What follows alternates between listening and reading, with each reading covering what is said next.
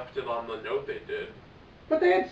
That's the thing, like, I'm watching this ending, and I'm like, but they had so much trouble getting through one season. Why would you do that?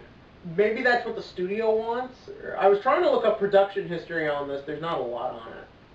So I have a feeling maybe there was a lot of background issues that they don't want getting out. But it's just like... Also, I didn't like the fact that... On the one hand, I like the fact that there's no bad guy. Because that's kind of the moral of this show, is that the people who are against, like... You can make the argument against free speech in general. They're not doing it because they're evil. They're doing it because they genuinely think this is the right thing to do. And you look at society in general, the way it is with sex, and the way it's gone with, like, sexuality and all that stuff. I could see, again, this will never happen, but I could see a world where this might be an option, or seen as an option to try and fix things. Like, look at how obsessed our society is with sex. Because it's fun. Well, yes, but, you know, you sort of see how it kind of screws a lot of things up in our world, and especially with anime, which how much fan service has become such a huge part of it nowadays. This is a really ballsy idea to do. And I think that that was really good, but on the other hand, with no villain, it means there's kind of nothing to really direct the plot until Underwear Guy shows up. And on the one hand, I did think that was a neat idea, but it went on way too long. Like, he's just not that interesting a bad guy. I like the idea that he's just crazy. I think we kind of lost that in today's world, just the idea of he's a lunatic, but again, he doesn't really advance the plot at all.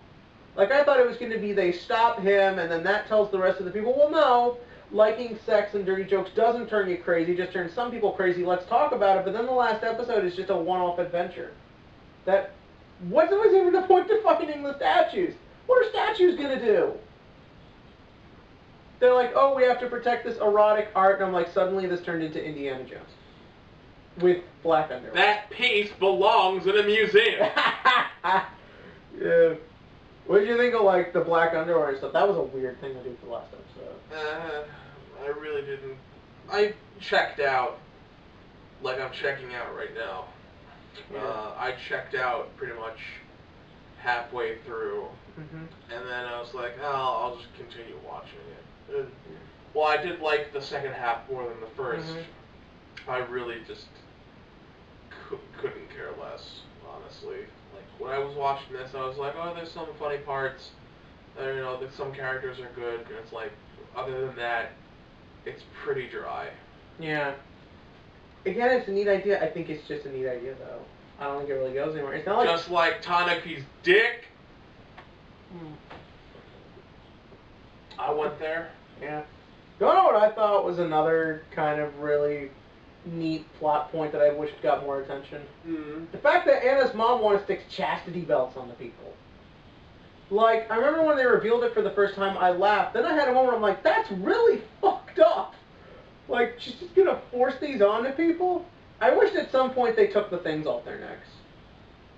Like, maybe that's like the final thing of the season, just sort of, that's our ultimate dedication, because we can't walk around unless we have them on, so at this point we're going to basically break all the rules and that stuff at that point. I wish that had been done. What did you think of the Trap character? I forget his name. Yeah. That was another one where I'm like, this is kind of funny, but this is also really screwed up. Like, they just brainwashed this guy to be like their servant to protect Anna. Well, as I said before, when they revealed that it was a trap, I was like, huh. I really wasn't expecting that. I actually thought he was a girl. Me neither. And then they go into his description of himself like, I'm whatever they need to be. I don't know if the joke is more just the fact that he's that dedicated to the family. I thought it was really screwed up. Like, they brainwashed this guy just to be their own personal servant. And I feel like with Anna and her family, there's a really neat little message of, we'll stick to the law so long as it's what we want, but then we'll just screw around with it. Because by Anna's own logic, she should have a problem with the way she's behaving towards Tanaki. And I felt like that should have been addressed, like maybe with her parents. Like, no one finds out about the way she is towards Tanaki, even though she's doing it in public constantly. He's screaming like a baby. Like, for fuck's sake, she wants your dick. Just take it. Well, if they were going with the idea of he's like, I'm starting to feel emotions for this girl, but this girl wants to have sex. Like, he has had her vagina on his face at least fucking 4 times. And he's like, what the fuck, man? It's, oh god, why? Look, I don't want to sound sexist. I mean, obviously, if a man doesn't want it, then it's just as wrong as if a woman doesn't want it. I mean, in the sense of being perverted and stuff like that. But at the same time, I'm like, dude, what are you, fucking gay? Like, do something about this. Stop freaking out. She's 5 foot. She's like 5'6". You look like you're 6 feet tall. Do something. Okay, I don't know what their heights are. What do you think of Anna's design? Like, what do you think of the character design? I hate the skirts on the uniform. Yeah, how come? It just the ruffle doesn't look good. Yeah. As for her character, I really couldn't care less. Going into this show, I already knew that eventually she becomes the fucking horny maniac that all over the internet. Yeah. So I really didn't care. Design-wise, the only one I liked was Fuwa. Yeah. I thought she had the most interesting look. I like the fact that we don't learn a ton about her, so that kind of makes her more interesting. Like, why does she look so tired? What's with her eyes? Why is she good at everything? Why is she always at the school? Who knows? It's funny, and I really like that. I'd almost rather watch a show about her than the rest of these people. Like, Tanaki's just a self-obsessed dick. Kenjo is... Show doesn't get enough screen time, I feel like. Like, we spend way too much time with Tanaki. But for the most part, and I thought that was also a really neat idea that she loves making dirty jokes, but when she's in kind of a sexual situation, she just gets as flustered as he does. But apart from that, like, everyone, they're funny, but they never really get past their basic character traits. Like, there's no, besides Fuwa, there's no great character here. Goriki's just good because he's not your typical, like, gay character. He's not overly flamboyant or anything like that. I was almost amazed at how restrained he was. The artist girl's funny, but she is just the artist girl. Like, that's it. And also, are you noticing, I brought this up before, have you ever noticed that we're starting to get a lot of characters like Tanaki in the lead role, just sort of a bland, typical Joe Schmo protagonist? You mean Kirito? Well, not him necessarily, because that's a wish fulfillment character. I mean, like, main guy of Akame ga Kill, main guy of Plastic Memories. They all appear to be just handsome enough. They all have brown hair, weirdly enough.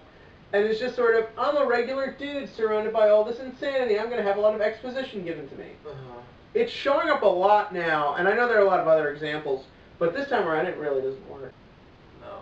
This is so tough, because at some points it's such smart writing, and it's such very well put together, and a lot of smart stuff to say, and done in a correct way, but then a lot of it just falls flat. I would probably give it a 6.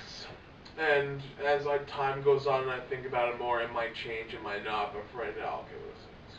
I'm not even going to bother giving a score. I'm kind of just done giving scores because I feel like they always change in my head later. So I'm just going to say, you got to check this one out for yourself. I don't think there's any real general consensus either on it. You know, some people really like it, some people really hate it, but check it out for yourself. Or if it's a spoiler review, you probably already checked out, in which case just tell us in the comments below, but... yeah, that's all there is to it. I've been Kevin Jones. I'm tired. And, as always, comment, click to like, and click to subscribe. So, hopefully next time we'll have a better consensus if we liked it or not.